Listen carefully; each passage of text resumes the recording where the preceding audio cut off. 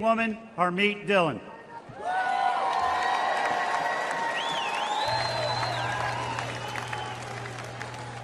Thank you, everyone. These last 48 hours have been some of the most intense, yet most prayerful of our lives.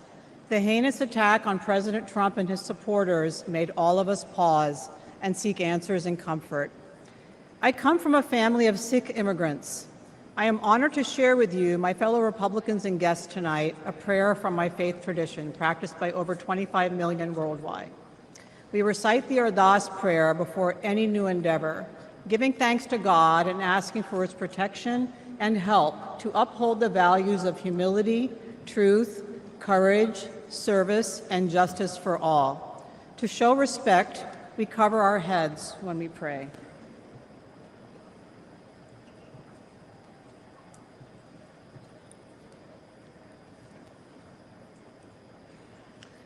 तू ठाकर तुम पे अरदास जियो पिंड सब तेरी रास तुम मात पिता हम बारक तेरे तुमरी कृपा में सुख कनेरे कोई न जाने तुमरा अंत ऊंचे ते ऊंचा भगवंत सगल समगरी तुमरे सूतर धारी तुम ते होए सो आज्ञाकारी तुमरी गत मित तुम ही जानी नानक दास सदा कुर्बानी.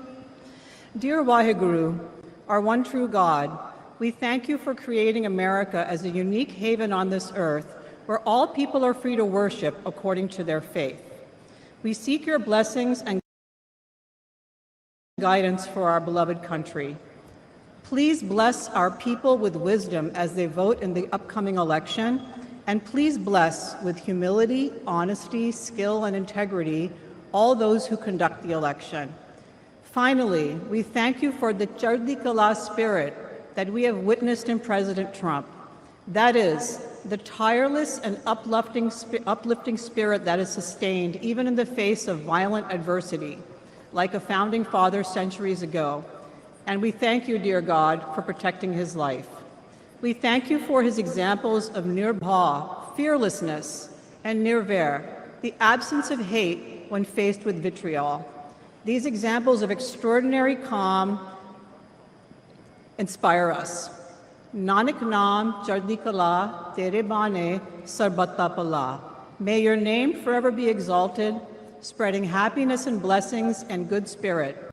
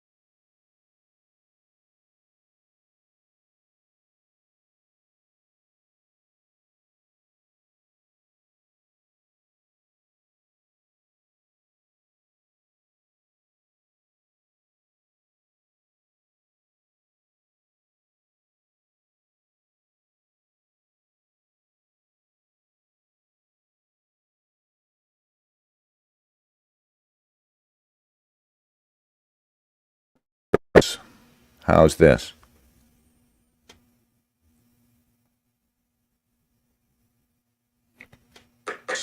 Yeah. How's this?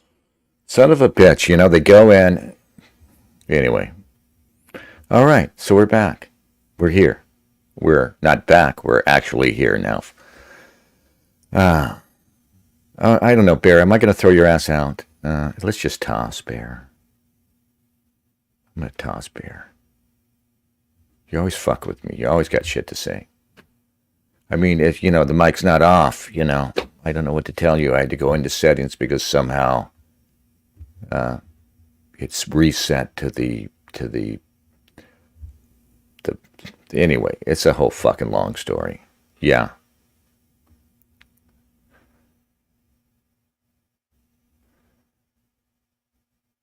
Yeah, Bear, he is not based, and we'll talk about it. Well, I'm having more bullshit problems. Disable ad blocker. Why can't I see my ad blocker up here? And so I can disable it. All right, ad blocker. Ad blocker. There you are. Okay. Pause on this site. Thank you. Just get the fuck out of here. I disabled my ad blocker, you cock. Sorry. And Holly's here. Oh, God. Sorry, Holly. Anyway. All right, so there we are. Let us present a screen. Yeah, well, let's go ahead and talk first about J.D. Vance, who, you know, the more you look at him, kind of the worse. I don't even care about the Pajit wife. You know, I guess I don't have a thing against Pajits. I don't use the phrase Pajit. They don't seem to bother me because I'm working class. I think if I was one of you guys out there who works in the technical field and you know, was around all these HP1 Pajit fellows, maybe I would have that bias. You know, yeah. But I don't really dislike them all that much. So I don't care about the wife, you know. I mean, I just think it's ridiculous that we even look at the spouses of these people. And you see them walking around with their wives holding hands. I feel sorry for the wives that they have to go through this nonsense. And I feel sorriest most of all for husbands in this situation, because you look at Kamala Harris's husband. I mean, and there's just no chance for dignity for that poor bastard. You know, he has to do what these wives have been doing all these years, this ridiculous, you know, pantomime where they walk in, you know, with the husband like we're a team.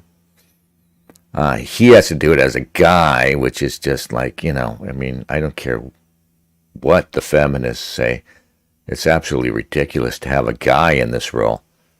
And it's Kamala Harris. So he has countless events where it's him, this white guy, this middle-aged white dude, you know, listening to some gospel singers or worse, some hip-hop act, you know, and then the dancing, right? And he's a group of black people, and they're all like, you know, grooving, you know, and most black people can at least do their shoulders, you know, not awkwardly like I'm doing it. And so he has to, you know, he has to figure something out. What do I do? And, you know, I clap. You know, it's just so. I wouldn't be able to do it. Yeah, but you know, apparently Peter Thiel has his arm up JD's butt up to the elbow and is kind of working him. I don't know if it's quite that bad, but here's a Forbes article saying Thiel was good for $10 million. But J.D. Vance's other billionaire backers were good for nothing, says Zach Everson. So this is interesting. He's Peter Thiel's boy. He's got Silicon Valley connections. He's got the Pajit wife. Yes, Bear, I take my frustration out on you. You prick. Along with Donald Trump's endorsement. So this is old, I'm sure. Yeah, this is from 2022. So this is before he got picked. Along with Donald Trump's endorsement, Peter Thiel's $10 million contribution is widely credited with boosting hillbilly elegy author J.D. Vance to victory Tuesday in the Ohio GOP primary. Thiel's donation isn't just extraordinary for its amount of zeros, however. Like Thiel, billionaires Mark Andreessen and Eric Schmidt reportedly invested in Vance's venture capital fund, Naria. What does Naria mean? Let's just check it out. I want to know what Naria means.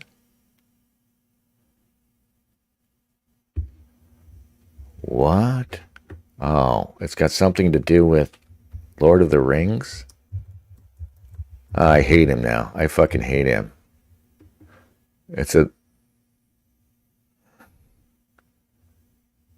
It's a Lord of the Rings reference or something. Just stop it. Jeff Bezos, Howard Schultz, Meg Whitman, and at least 11 other billionaires backed an investment fund Vance managed for Steve Case's Revolution LLC, as did members of the Koch, Pritzker, like the worst names, Koch, Pritzker, and Walton families, the Columbus Dispatch reported in 2017. Yet none of that support appears to have carried over to cutting a check for Vance's Senate campaign, according to Forbes' search of Federal Election Commission records. Okay, so he got all these investors in his business, but only Peter Thiel came to support him in his run for Senate. Other early champions of Vance's also don't appear to have repeated their generosity either. Imagine Entertainment thought highly enough of Vance's memoir to buy its rights, yet director Ron Howard didn't. What the fuck is this? Just shut it up. It's enough to me that Thiel likes him, and Thiel is an odd character, obviously. Peter Thiel is heavily invested in the surveillance state. He was an early supporter of Donald Trump. He's Jewish, I guess. So, we can't trust Trump ultimately because of guys like Thiel and Miriam Adelson and others have given him so much money. And now we've got a second sort of Trump in J.D. Vance. And very much like Trump, he's a guy who talks a great game. But he's only talked this great game recently. He was never Trumper. I don't care about that. Because you can genuinely change your mind. A lot of people were won over by Trump, and I think that you can be genuinely won over by Trump. When Trump first, Trump first came along, I was like, oh, what is this? Is a joke? I don't know how to take it. He won me over in 2016, at least as a wrecking ball, voted for him. And of course, since then, he's lost me. And I guess I have to go back, even though he pumped his fist and somebody clipped him in the ear, I still have to say, don't vote. It only encourages them. And we need to delegitimize the system. We need to make it visibly illegitimate, and we need to not participate in the kabuki.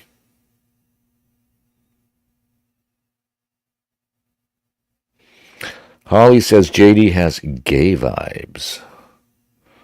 Bear says Thiel is gay. I believe he is, which is always odd with these characters. I don't know if JD has gay vibes, but, I don't know what gay vibes, I don't know what they feel like, The only time I can pick up gay vibes is if the guy comes prancing in, sashaying, Then I okay, that's a homosexual. I believe that's a homosexual there. Yeah. And it's got to be like Milo, Milo Yiannopoulos. That's gay vibes. His gay vibes persist, even though now he pretends to be Catholic. Oh. So Holly's calling undercover. Bear says in his book he admitted to his Mima that he was pretty sure he was gay. Okay, don't forget, says Oswald Spengler, Teal's Palantir named after the Seer's orb in Lord of the Rings. Yeah, I'm glad I'm not really heavily into Lord of the Rings or any of the lore. Just there's no time for it. The real life has drama enough. Real life has enough complexity to keep me occupied. I don't care. I'm sorry. I don't care about C.S. Lewis. I don't care about Tolkien. I don't care. I care about real life. And honestly, I still go back and read fiction, but the stuff I read is like it really cannot be mapped on to the present day. It's really, frankly, escapist. Mostly romance novels. Yeah. The Yahans archive says, consider becoming Muslim, okay? It will make you happy. It will fix your problems. Done. All right, whoever the hell you are. Yeah. No thanks. Just no thanks. No. I'm godless at the end of the day. But, I'm not really into bashing Muslims either. I mean, it's tiresome. It's tiresome when I see people who are still coming out and talking about Muslims. Just don't bring them in the country. Who's bringing them in the country? Okay, let's go after those people. Pajeets. Who's bringing them? I mean, I don't want to talk about how the how illiberal Islam is. I mean, there's a lot of honor and dignity in Islam that we lack in our godless liberal societies. So, but no, I'm not going there. Come on, it's silly and stupid. God did not transmit his word through Muhammad in a cave. It's stupid. Didn't happen. Okay, so they pulled Morning Joe. Yeah, they pulled Morning Joe off the air because they probably, very wisely, assumed that one of the whack packers would say something, stupid, and they'd have to deal with it. So it shows you that even the guys at MSNBC, while the coverage of Trump's assassination is inexplicable, is still, them sticking to their guns, their anti-Trump guns, as much as they can. Really, it seems like they're just wishing this could, how quickly can this go away and subside? Is what they're thinking, but taking Morning Joe off the air suggests they rediscovered their shame, and we're not going to have Joy Reid on Morning Joe saying stupid shit that we have to deal with. We're going to pretend to be, somewhat journalistic. So here's Joe kvetching about it. You like that word, kvetching? We were told in no uncertain terms on Sunday evening that there was going to be one news feed across all NBC News channels yesterday. The Today Show would be Lester Holt, other people that you worked with on Sunday, and that was going to be one news feed across all NBC News channels, that we were going to stay as a network in breaking news mode throughout all day yesterday. That did not happen. We don't know why that didn't happen, or team was not given a good answer as to why that didn't happen, but it didn't happen. We were also told it was going to happen throughout the day. And I guess after there was such a strong blowback about yesterday morning, I guess they changed their plans. And so those plans changed as well. So it didn't. We've talked about it off the air. We'll talk about it on the air because we talk about everything on the air. We were very surprised. We were very disappointed. And if we had known that there wasn't going to be the one news feed from NBC News across all NBC News channels, Willie, we obviously would have been in yesterday morning.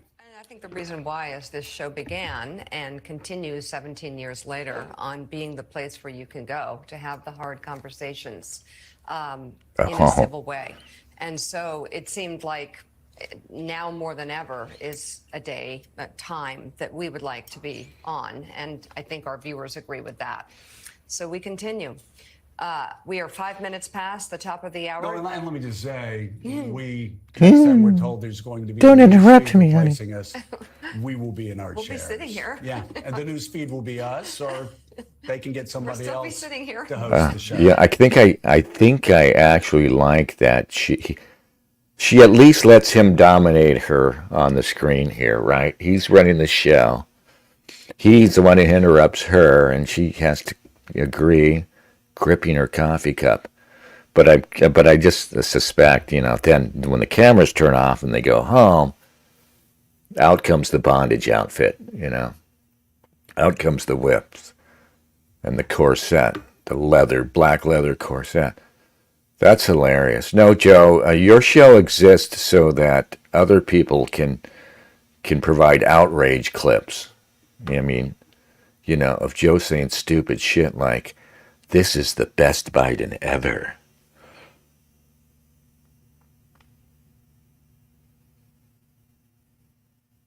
Bear says Vance wears eyeliner. Does he? It kind of looks like he does, doesn't it? Jeez. Are you serious? I think he does.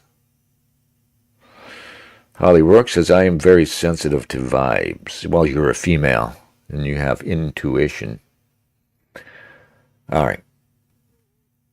So Morning Joe's probably back on the air today. And I don't care what these guys say. They are chastened, and they're watching their step now.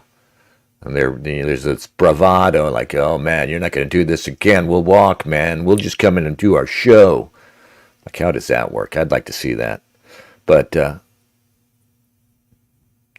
they definitely got the smack down, and they're definitely thinking now, thinking twice about having Joy Reid come on and say stupid shit or whoever. So the RNC decides, we've got this epic moment. We've got, like I said, more momentum than a freight train all of a sudden. And apparently the whole thing's being run by females.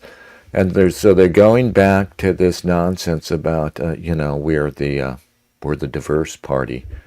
We're going to appeal to immigrants and black people. And here, this person, former slut walk, is she a porn star? I don't even know. What was Amber Rose's initial claim to fame, for crying out loud? Dating a rapper, maybe. I think she dated Kanye West. I mean, that's it, right? They should just have Kanye West come out here and talk. That would be hilarious. But, okay, here's Amber Rose. I haven't seen this. But this is the RNC. We've got a self-proclaimed slut with a tattoo across her forehead. I don't know what it says. And a Sikh prayer. And something people are talking about 60 black men, but I don't know. What is that? That's a riot, I think. That's a certain riot. But anyway. Or, some sort of sporting event. Hello. My name is Amber Rose. I'm a model and entrepreneur. Thank you. But most importantly, I'm a mother. My whole world revolves around providing for my children, keeping them safe, and giving them an opportunity for a better life. That's something that unites all American parents, whether we're Republicans, Democrats, conservatives. She is nice looking, I think. We all want a better country for our children. I mean, that's not a young woman. But I'm here tonight to tell you, no matter your political background, that the best chance we have to give our babies a better life is to elect Donald Trump President of the United States.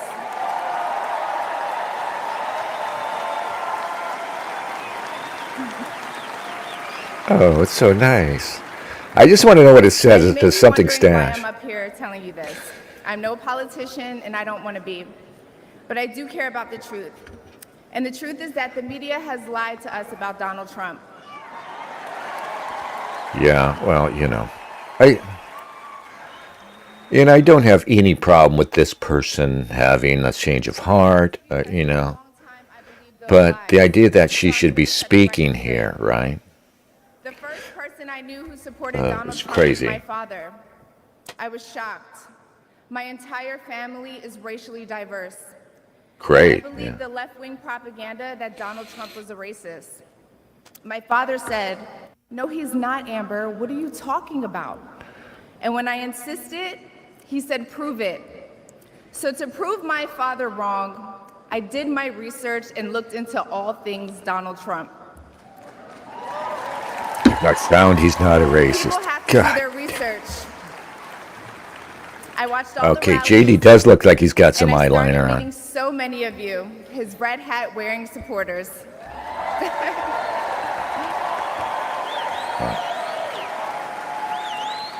I realized Donald Trump and his supporters don't care if you're black, white, gay, or straight. It's all love. Yeah, that's why I'm not a supporter. Because, that's naive, sweetheart. Well, she's midway through her journey, let's hope, to enlightenment, and God bless you, sweetheart. But, what are you doing on the stage? Here's something they did that I thought, I haven't seen this speech either. But, so they had the Teamsters president come on and speak. Greetings, delegate. And I don't know what he said, but this, I think, is a master stroke, and this is what they need to do. Now, I don't even know what this guy said, but, I mean, Trump, his strength would be, if it was real, would be in that, he's going to make the Republicans a white working class party, frankly.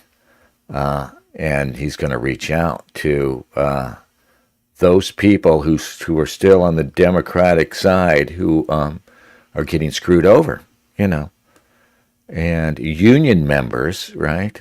I've been in a couple of unions, a couple of the big ones over the years. And one thing they do is when they hit you up for a small donation, like $1 a month or something. And it's usually, I think it's optional, but, just $1 or $2 that goes into political activism, and it goes into, Democratic candidates, progressive candidates, and they're some of the worst people that you're helping to fund with your union dues. Anyway, so here's this guy. Before we watch this, I want to watch. So this guy's funny. I like this guy just because you may have seen this. So this is him from a year or two ago. This video was posted 8 months ago. Maybe it was only 8 months ago. But Republican Senator Mark Wayne Mullen of Oklahoma, who's, I guess, an MMA fighter or trains MMA. You can see he's kind of a big, tough-looking guy. So he gets into it with the Teamsters president, who's got that look. He wears glasses and he looks like a turtle, but he does have that look of a ground and pound guy, a deceptively tough guy himself. Horn-rimmed glasses and all. Now, let's talk about Mr. O'Brien himself, his behavior. As everybody knows, and it's here in the last time, him and I kind of had a back and forth. Appreciate your demeanor today. It's quite different. But after you left here, you got pretty excited about the keyboard. In fact, you tweeted at me 1, 2, 3, 4, 5 times. And let me read what the last one said. It said, "Greedy CEO who pretends like he's self-made." Sir, I wish you was in the truck with me when I was building my plumbing company. Myself and my wife was running the office because I sure remember working pretty hard and long hours. Pretends like he's self-made. What a clown, fraud, always has been, always will be. Quit the tough guy act in these Senate hearings. You know where to find me, any place, anytime, cowboy. Sir, this is a time, this is a place.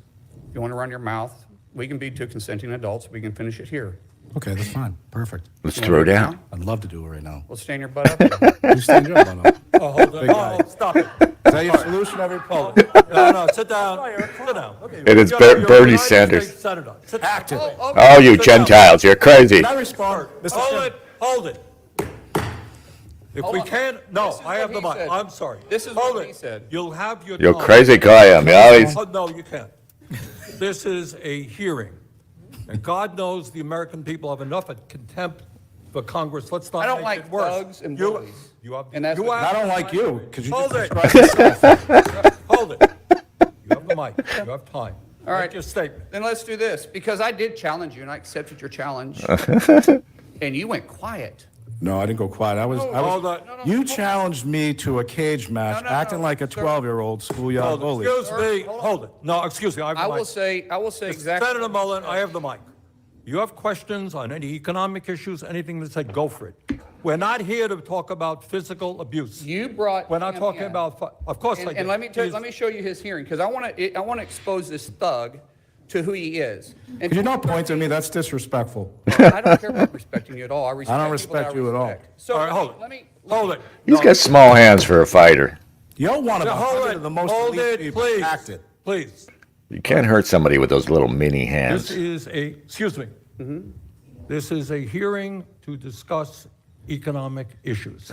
All right? If you have questions for Mr. O'Brien or anybody else on what he has said, go for it. I mean- But we're not here to talk about fights or anything else. I'm quoting It's okay. They like that. These people are like that, Bernie. This you is brought, my and let me. witness. I'm exposing him. You can as extend. a Probably representative. Irish. So in No fight- 2013, in 2013, O'Brien was suspended by the Teamsters for intimidating your own members.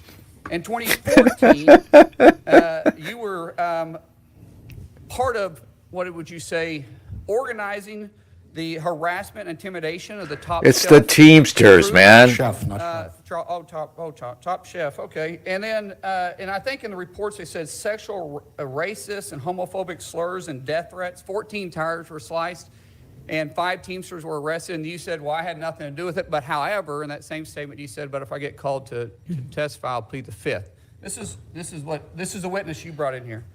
In 2017, you were removed as lead negotiator by then President Hoffa for All right, you're boring me. actions. I thought you guys were going to mix it up. This guy was elected. What he said after he got elected was he wanted to bring the mob mentality back to the Teamsters. This is your guy. And you're He obviously said- going to give him a he- chance to he respond to came- your oh, questions. Absolutely, because this is my question. Because you called me out. I didn't call you out. Yeah, you did. You said anytime, any place. That's what you said. that. Let's get the record Okay. straight. Miss Hold it. No. Hold on. Senator Mullen, do you have a question for the witness? Yeah, I think Okay, that's what let's I'm getting hear it. So, anytime, any place. No, that's April, not. April is a charity event. No, that's for- not. That's not. No. it is. No. Sir, he said it, and this is my He is time, here to and you te- didn't set no. parameters on what the questions can or cannot be asked, and I'll ask. No, you you're the not going to. question. We're not going to be talking about Yes, we physical can. confrontation. Oh, this is about charity, for a union charity, because this This is for firefighters. And Do you have a question on his testimony? April. Grow up. April Will you next please You year. have grow a up? You're an question embarrassment. on his. Let's not You be. said it. You're an You embarrassment. said You're it, an and I'm just embarrassment. simply answering it. You Senator reached Mullen, out go to hold it. somebody- Hold it. I- Senator Mullen, you made some charges. Charges? Mr. O'Brien, do you want to respond to Yeah, the go ahead, question? please. Yeah, I mean, look, the reality of it is, you Accept know, my challenge, Mr. tough guy. Mullen, tough guy. Answer, hold it. Answer the questions. All right, you're one. He made a lot of statements, right? And his statements are fiction at best. Fiction, I read them. Can you What? answer the question, please? I can't understand you, to be honest Like a with you. couple of He fucking rambles so much. schoolboys, man. What was your question? Oh, that's hilarious. Well, you said I made a lot of statements. No, but what's your What's your question? Yeah. You said. You want to anytime, any fight? place. You want some? That's his Accept the question. challenge. What challenge? You said anytime, any place. I'm accepting yours, so why don't you come What back? challenge? What challenge are you talking April about? 30th. How about we do it for a charity? at the Smoking Guns in Tulsa, Oklahoma. We're not going to be what was the talking about challenge? physical confrontations here. You want to fight me? What'd you say about anytime, any place? Let's have coffee, discuss our differences. Oh, that's what you said. Yeah, that's right, exactly. All right, well, let's sit down and have coffee. Let's I'd do love it. to. All right. I'd love to. But It's the, funny how you're backing Okay. out. I don't back on anything. You're the He one. totally You're puts one it out, bro. should be the most influential people in this country making changes. You're Has to- focused on Okay. you're Thank focused you. on Why did debate you- that's not Why even did relevant. Text You're an me. embarrassment. Silence. You're an They embarrassment. went silence after Embarrassment. I love that it's Bernie Sanders who tries to keep these guys apart. Anyway, so that's this guy. He's kind of, I guess he's not really serious. But I loved the idea, and to have somebody like a union leader come and address the RNC. Let's see if his speech is any. And guests, I'm Sean O'Brien, General President of the International Brotherhood of Teamsters.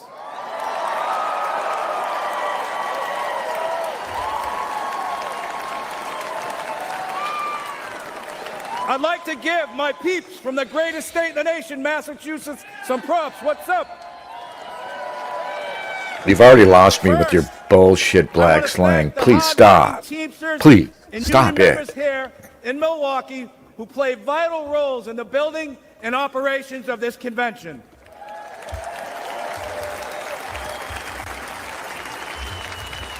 I also want to thank President Donald Trump for opening the RNC's doors to the Teamsters Union and inviting me to speak before you tonight.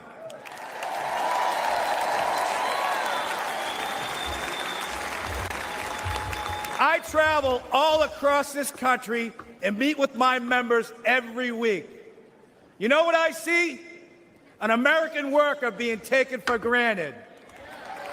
Workers being sold out to big banks, big tech, corporates, and the elite.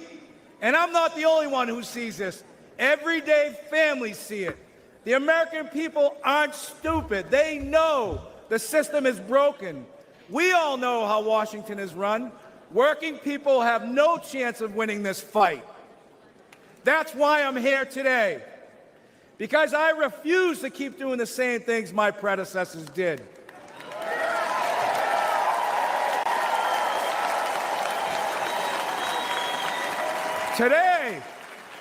Today, the Teamsters are here to say we are not beholden to anyone or any party.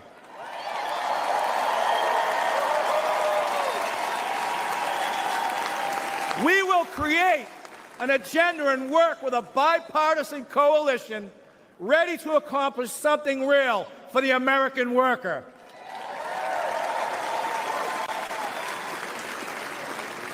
And I don't care about getting criticized. It's an honor to be the first Teamster in our 121-year history to address the Republican National Convention.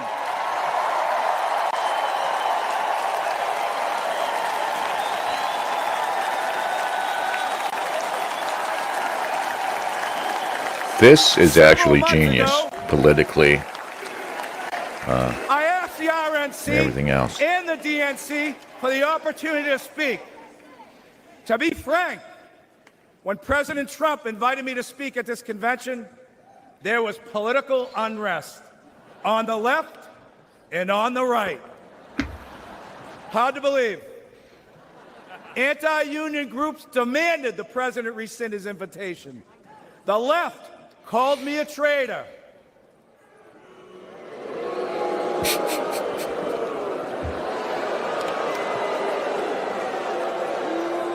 And this is He is precisely wearing why it's so eyeliner. important What for me the to be here today. Maybe it's a Pajit thing. Maybe he picked it up from his wife. Think about this. Talking about Vance, of course. Think about this. The Teamsters are doing something correct. If the extremes in both parties think I shouldn't be on this stage.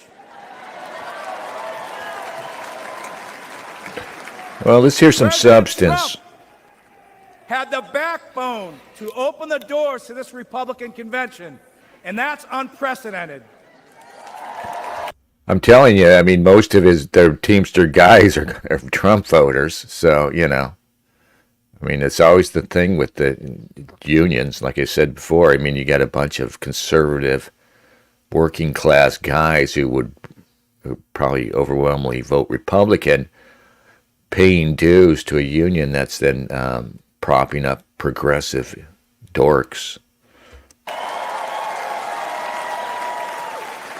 No other nominee in the race would have invited the teams to I think I this hate arena. fans. Look at Johnson. He's a Now, midget, apparently. You can have whatever opinion you want, but one thing is clear. President Trump is a candidate who is not afraid of hearing from new, loud, and often critical voices. And I think Bald, we all bespectacled, agree, whether people wild like men. him or they don't like him, in light of what happened to him on Saturday, he has proven to be one tough SOB.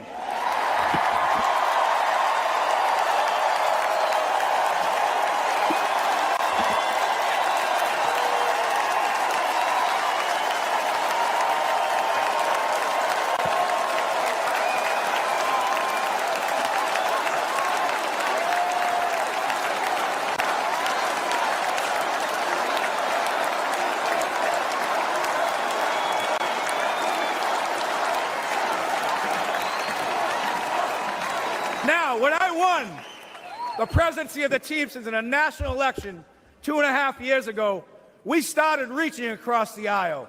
We started busting heads, mob The Teamsters have style. endorsed GOP candidates, including Nixon, Reagan, and George H.W. Bush.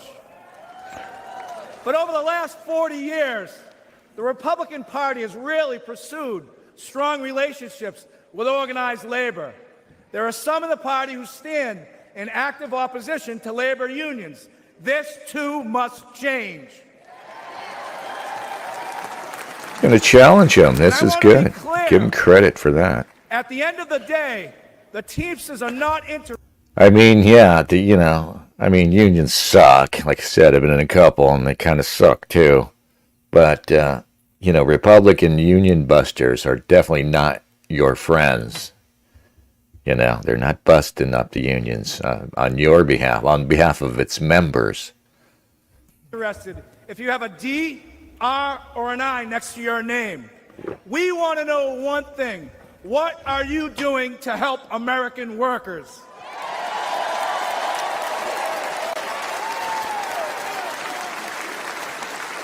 They've got a contingent negotiator, there. I know that no window or door should ever be permanently shut. In my administration, the Teamsters reach out to 8. This should go just WWE. Mullen should show up, right? Come bounding in there and hit him with the folding chair, and then they just start going at it. That'd be awesome. Republican senators who stood up for railroad Teamsters over our fight for paid sick leave. Josh Hawley was one of them. They're all awful. I hate Hawley. I hate them all. Senator Hawley changed his position on national right to work. Then we started walking.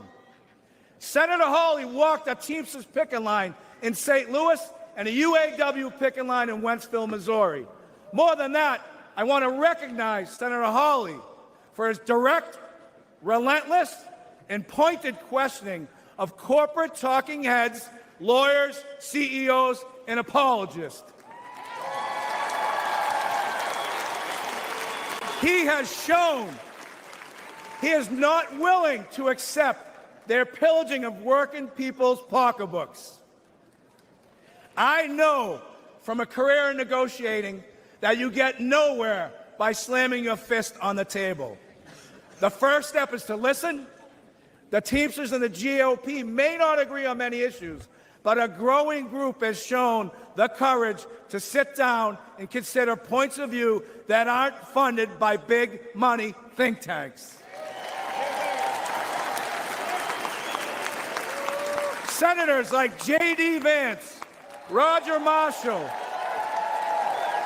and Representatives Nicole Malliotakis, Mike Lawler, and Brian Fitzpatrick are among elected officials who truly care about working people. And this group is expanding and is putting fear into those who have monopolized our very broken system in America today. There are far too many people on both sides of the aisle still caught up in knee-jerk reactions to unions, who subscribe to the same tired claptrap that unions destroy American companies. Take a moment to consider United Parcel Service, which is the largest private sector logistics company, and it's been unionized for more than 100 years. More than 350,000 Teamsters make it run. We work for good middle-class wages, quality health care, and secure pensions. There are work rules that ensure fairness and due process for both sides. UPS is the most efficient package delivery company in the world.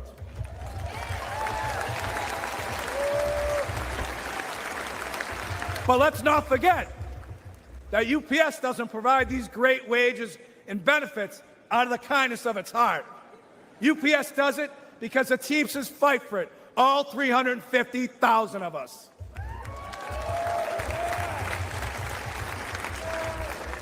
You know, corporatists hate when working people join together to form unions. But for a century, major employers have waged a war against labor by forming corporate unions of their own. We need to call the Chamber of Commerce and the business roundtables what they are. They are unions for big business. And here's another fact. Against gigantic multinational corporation, an individual worker has zero power. It's only when Americans band together in democratic unions that we win real improvements on wages, benefits, and working conditions. Companies like Amazon are bigger than most national economies. Amazon is valued over $2 trillion. That makes it the 14th largest economy in the world. What is sickening is that Amazon has abandoned any national allegiance. Amazon's sole focus is on lining its own pockets. Remember, elites have no party, elites have no nation.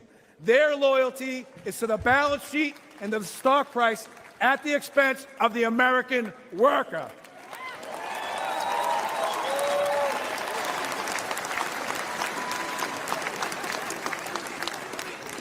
In my office in Washington, D.C., I can see the United States Capitol from my window. I see well-intentioned people arrive in Washington and get eaten up by an unforgiving system. The responsibility to average Americans takes a back seat. The objective now becomes survival. Fundraiser after fundraiser, corporate consultants hedge every initiative. The Hill crawls with lifers, bouncing from government jobs to corporate jobs and back again. I think we can all agree D.C. is a pretty treacherous area. Most legislation is never meant to go anywhere, and it's all talk. And in America, talk isn't cheap. It's very expensive, and it comes at the cost of our own country. Working people know our system is broken. The elites are not laboring on behalf of workers. There is a political caste system that prevents citizens from accessing their representatives to hold them accountable. For a moment in time, working people in America were seen as essential. Sadly, it took a global pandemic for political and corporate elites to notice this fact. But ask yourself this question. Since the end of the pandemic, when was the last time you heard major news outlets regularly refer to workers as essential? You haven't. The men and women who provide goods and services, deliver packages, stock grocery shelves, care for patients, pick up your trash, and keep our communities safe are taken for granted. All the while, the stock market booms, housing prices hit record highs, and corporate salaries skyrocket. But the income of everyday Americans are shrinking in the face of inflation. At the gas pumps, at the grocery store, with the electrical bill, with the car insurance. This has got to change.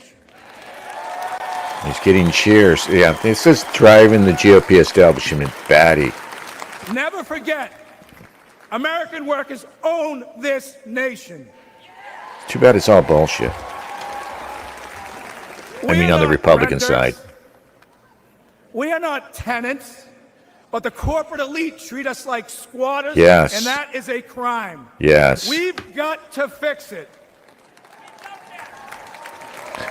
A citizen shouldn't be treated as a This renter. will shock you. To paraphrase Senator Mark Wayne Mullen, Ah, it's time for both sides of Congress to stand their butts up.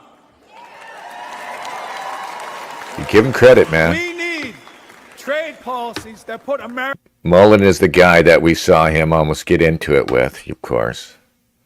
American workers first. It needs to be easier for companies to remain in America. We need legal protections that make it safer for workers to get a contract. We must stop corporations from abandoning local communities to inflate their bottom line. We need meaningful bankruptcy reform. Today, corporate vultures buy up companies like Yellow Freight with the intent of driving them into bankruptcy and feasting on their remains. Yes. The courts leave workers begging for crumbs as third-tier creditors. Labor law must be reformed. Americans vote for a union but can never get a union contract. Companies fire workers who try to join unions and hide behind toothless laws that are meant to protect working people but are manipulated to benefit corporations. This is economic terrorism at its best. An individual cannot withstand such an assault. A fired worker cannot afford corporate delays, and these greedy employers know it. Yes. There are no consequences for the company, only the worker. An employed population, a decently paid population is good for business. You know? That's your pitch. We need corporate welfare reform. Under our current system, massive companies Hey, Quatch. like Amazon, Uber, Lyft, and Walmart take zero responsibilities for the workers they employ. These companies offer no real health insurance, no retirement benefits, no paid leave, relying on underfunded public assistance. And who foots the bill? The individual taxpayer. The biggest recipients of welfare in this country are corporations, and this is real corruption. We must put workers first. What could be more important to the security of our nation than a long-term investment in the American worker? In 2021, Teamsters nationwide elected me to fight for them, and that's precisely what I'm doing. Something is wrong in this country, and we need to say it out loud. I will always speak for America and the American worker, both union and non-union. I challenge each and every one of you, and especially my friends on the Democratic side, to embrace cooperation, to truly collaborate, to achieve meaningful and productive change, to ensure we make this great nation in this world the bigger, faster, and strongest nation in the entire world. What? Bigger, faster, stronger. I love Bionic this country. nation. The Teamsters love this country. Our 1.3 million members move America on the roads, in the ports, on the rail, and in the air. And at the end of Sometimes the day, in the trunk of a car, if you know what I mean. stop me from raising my voice on behalf of American workers. I will not have one single regret. I still carry my commercial driver's license. I still have my place on the union seniority list. You'll find me back in Boston driving a tractor-trailer, delivering equipment for Shaughnessy and Ahern. Because I have the protection You don't of a drive. union contract that gives me the freedom to speak my mind and to fight like hell. God bless the greatest nation. Thank you very much. Thanks for watching. Stay up. All right. So, yeah. Okay. That was pretty cool, actually. I like that. I think that was a brilliant move on their part. Just a little more on Vance from Whitney Webb. If you're not reading Whitney Webb, if you're not following her on social media, you're missing out. And Whitney Webb. Here she's tweeting, I would sincerely like to debate someone on Peter Thiel's track record. If you think this guy is a good one to have near the White House through a proxy like Vance, or as a funding source for quote-unquote alternative media, will happily show you why you are very wrong. This is continuing her talking about the fact that she thinks you're going to hear a lot of these supposedly alternative media voices go less critical on Vance and Trump because Thiel funds them, and so many of these people that anti-woke and supposedly conservative right-wing people are funded by guys like Thiel who aren't our guys at the end of the day. Thiel is the guy who came out and supported Trump early on, and these guys, like the Shapiros and the Thiels and the Daily Wire guys. I think they're genuinely anti-woke. It doesn't take, you don't need a whole lot of sense to see how bad woke is. That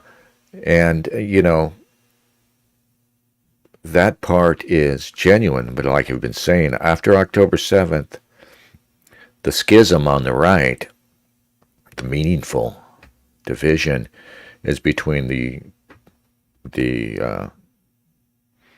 frankly, the anti-Semites and the philo-Semites. The anti-Semites and the bitches on the other side.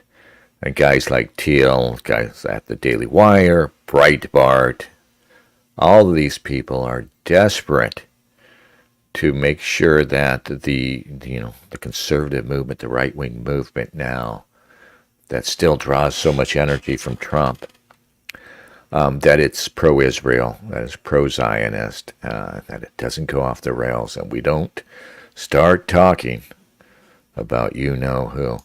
But our problems will never be solved until we can talk about it. You don't have to hate them. I don't hate them. But, I just realize that it's such a childish choice that we're presented with, right? You're either supposed to be like Lucas Gage, furiously, calling them demons and stuff, or you're supposed to be a complete bitch like, well, I won't even mention the names of the former friends who I think of as total bitches. You're like, cool it with the anti-Semitism. We need to be more hard-nosed about it, and unemotional and practical, and just realize that the power of this group is it has to be dealt with, and it's not our power, it's their power, and it's wielded by people who resent us greatly, and we have to figure out how to free ourselves from it, And then people are like, oh, but Dennis, don't you know that means it's another Holocaust? Bah, bah, bah, bah. To me, it's not really avoiding this or that thing. I'm anti-violence, of course. But even avoiding violence, even avoiding civil war, that's not the final criterion determining how I act. The only final criterion, like the Palestinians, because we've always all been Palestinians, let's be honest.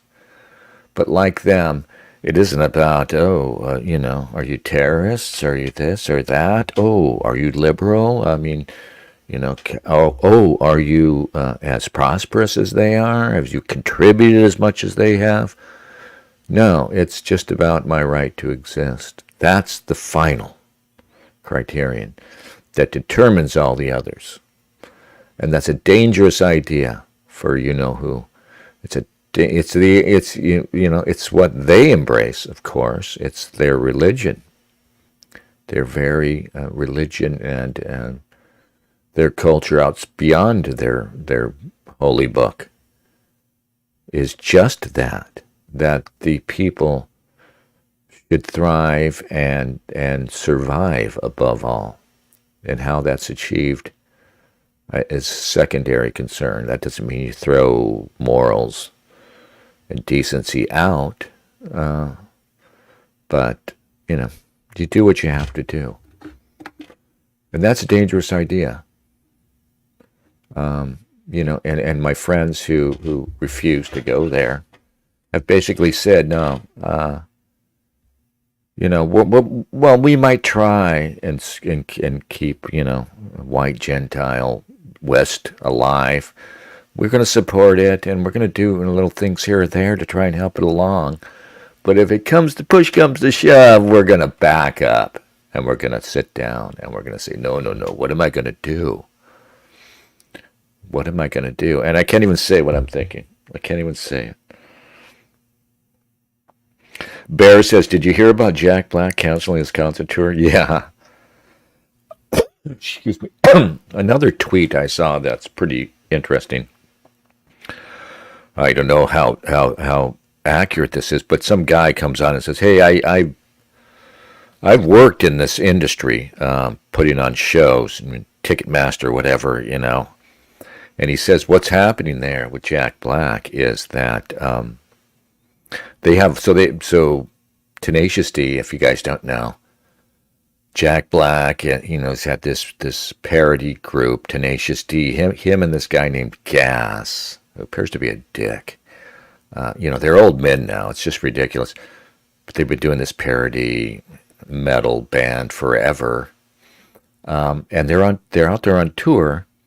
And it's the two guys, Jack Black and whatever this Gas's first name is, I don't remember.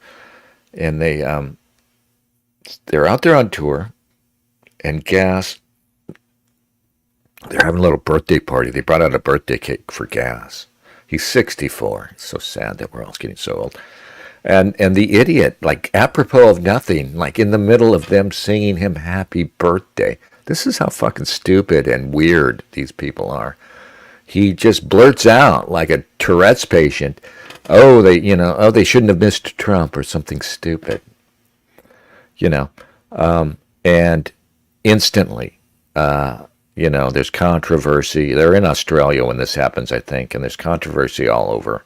And Jack Black, like the next day, our tour's canceled. And he doesn't say exactly why, just like, this, we have to go reflect kind of bullshit. But like this guy on Twitter says, no, what happened was every venue that they have booked for their tour has to take out insurance against among other things, the possibility that there would be like a terrorist act, like a shooter or something. And he thinks that their tour became untenable because probably too many venues said, whoa, we can't insure you. If you're courting controversy like this, and somebody might actually show up to your show at our venue, and bomb the place or shoot it up or something. It says, and that's why really that their tour instantly, they lost all of these venues who were able to cancel on them citing insurance. And that's the real reason why Jack Black has canceled it. Quach says, once you get tired of politics, I request a musical-themed show on power trios. Interesting. You mean like Emerson, Lake, and Palmer? What's the original supergroup? Clapton and Bruce and those guys. Yeah. Power trios.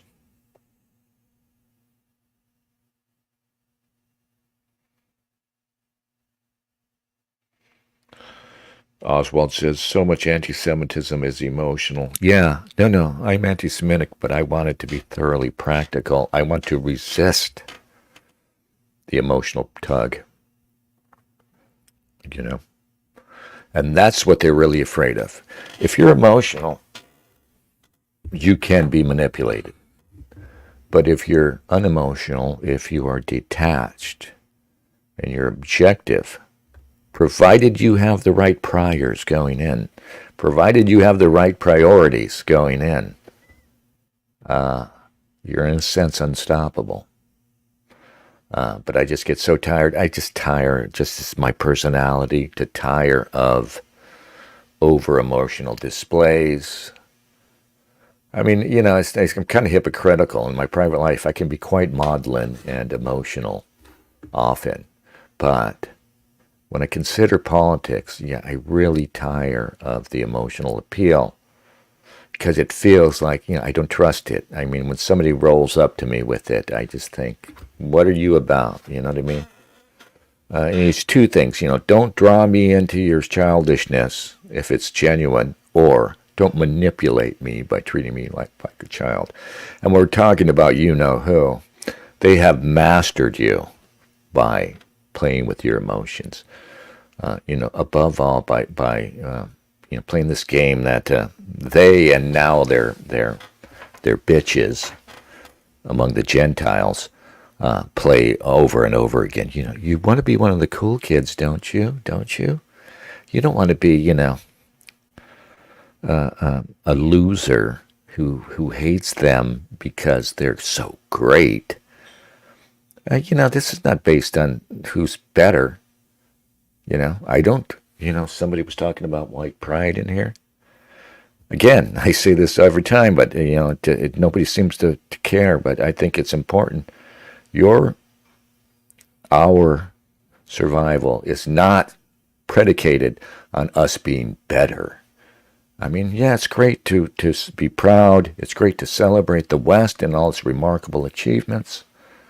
But that's not what your survival is predicated on. It's predicated on the same thing their survival is predicated on. That you are. That you're a family. That nobody should. That a person indeed has a moral, a sort of religious responsibility to defend his line, his self, and his hereditary line, whoever they are. And you don't, and only white Westerners, there, Gentiles, are the only people who have been conned into thinking that they're supposed to make their case before this panoply of others who don't even understand what I'm saying, who wouldn't even understand it. They are so ethnocentric by nature, they don't even recognize it. It's like breathing air. Ethnocentrism is the air they breathe. You know, it's the water they swim in.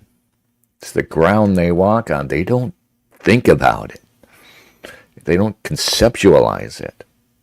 We are the only people who think that we have to go up in front of these fuckers and make our case and why we, you know, oh my God. And then, so what happens? Oh, colonialism. Oh, yes, we have, you know, we've done this and that bad thing, which are idiotic concepts to begin with. The whole idea, you know, and even our defenders sound ridiculous when they come forward to people like Black Americans, people who I don't look like, who I look at and I think, you know, and this is not being an asshole or racist. It's just, I don't owe you anything, not a single thing. And so when somebody defends me and white people by coming to you and saying, well, you know, we can't be responsible for our crimes of the past. What are you talking about, crimes of the past? There are no crimes of the past. That is the subversive idea I want to leave you with. You will resist it because you're good people, you're Christians, even if you're not believing Christians. Even that Muslim, so-called Muslim weirdo that was in here is in his heart a Christian. Because in his heart he's of a certain hereditary line that comes out of the European continent. And it's in your blood. It's not even, it's pre-Christian. Anyway, I've said too much. We need to go. Thank you all. Thank you. Thank you. Johannes says, where do we watch the live stream for RNC? Just pull it up on YouTube. I think I had it up earlier. I had the whole thing up earlier, and it's like 9 hours long. You know, the live stream from yesterday was up. Oh, where do we watch today's? Dummy Dennis, that's what he's asking. I don't know, and I don't know why you'd want to submit yourself to it. but it's out there. Just pull it up on YouTube and search. You know, they have these things called search engines. If there only there was a means to manipulate this. Anyway, thank you, Yay Hands. Thank you, Jay Walker. Jay Walker says, brilliant speech from Terry Teamster. I thought it was good. Yeah, and some of the people, they're going down the list of silliness, right? The Sikh prayer, the slut walk girl. There was another one we didn't watch of a Hispanic woman with this ridiculously thick accent doing the immigrant thing. Yeah, all this silliness. And then they're including in that list, commie Teamster guy. And yeah, I just watched it. I think, no. I mean, you don't have to agree with it. He's not our friend at the end of the day, perhaps. The Teamsters are still a problem in the way they're, unions can still be a problem. But that was the one thing I saw that was both a stroke of not genius, perhaps, but a smart move by the organizers of the RNC. Something that I hope there's more substance to. If the substance could be made of Trump's appeal, it's that he will force the Republicans to become the working class party. Because if the Republicans remain what they are, the Republican big business party, then it's just, there's nobody. Because the Democrats aren't really the working class party and haven't been forever. They're just falsely that, So you have no representatives as a just regular citizen, as a working class person, as a middle class person. You have no representation if one of the parties can't be dragged into frankly advocating on behalf of middle class and others and working class. Bear says, if someone says I should convert to Islam, I assume they are Jew. Yeah, no shit. Why would I do that? No hatred for Islam. I mean, like I said, and I don't even get worked up about brown people anymore.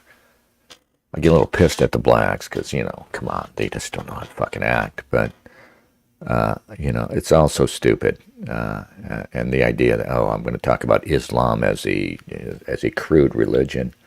Nah. I mean, there's much dignity in it even. But I'm not converting. What are you, fucking crazy? Do you get hit a lot? Do you find you're struck often in anger? All right, we have to go. It's 11:22. Maybe we'll figure this thing out. We'll do 2 hours daily. We'll have actual content, and we'll do 2 hours maybe, 10 to 12, because that would make more sense. An hour just doesn't work. I can't make it work because this is too loose. It takes me 45 minutes to warm up, So anyway, let us, we have the target. Let us go and strafe it.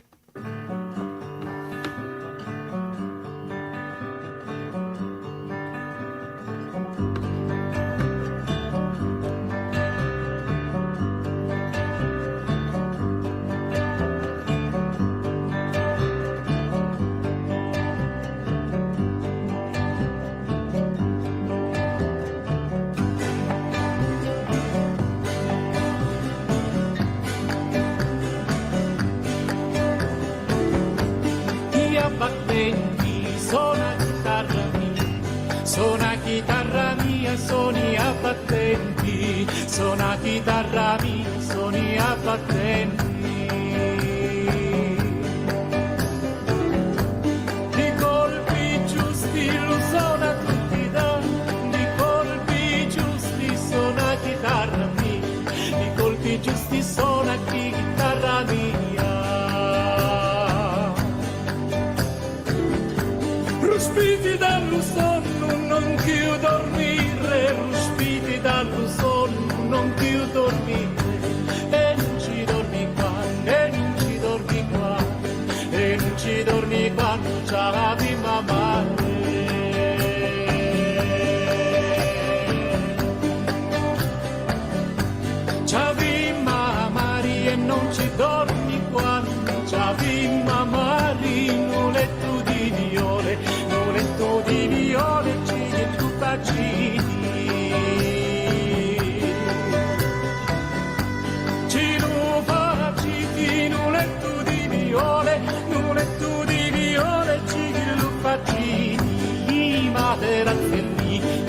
fini di seta e i lenzuoli sono ricamati.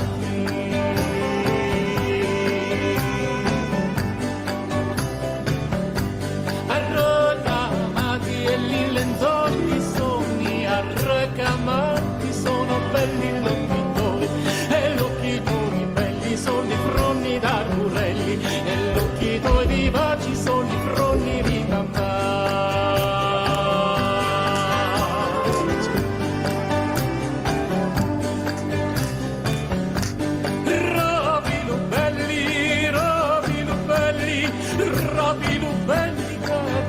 Da parlare, da distruire parole, ti lamento li scuda, da distruire parole, ti lamento li scuda.